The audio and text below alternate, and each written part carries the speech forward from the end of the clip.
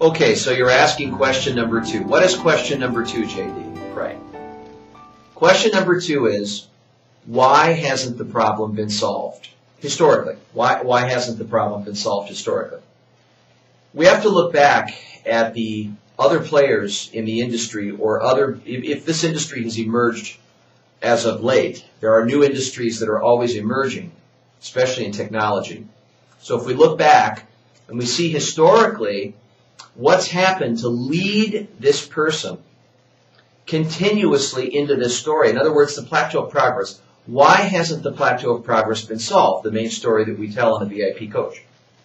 Well, we have to look at the human potential methods. We have to look at the psychological approaches. We have to look at the models and methods that preceded this point where the VIP coach came into being, and look at why individuals continue to experience this sense of frustration, this limits to growth, this sense of hopelessness and frustration when they just literally overwhelm themselves, become prisoner of their own machine by virtue of their own success. So why hasn't that been eliminated? Well, there are many reasons historically, and what you need to do is be able to define to your market why historically it hasn't been solved. Number 1 is it makes you an immediate expert when you figure this out.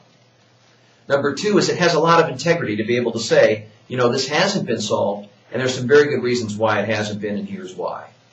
So you're starting to make a case and telling them why this story will continue to perpetuate itself, and telling them that unless they do this, you're implying that unless they do it this way, it's going to continue because there isn't anything else out there. So the second question is, why hasn't it been solved historically? Okay, that's question number 2 in the 7Q blueprint, right? A turbo business model to help your business soar. Understand? So that's question number 2. Get ready for question number 3.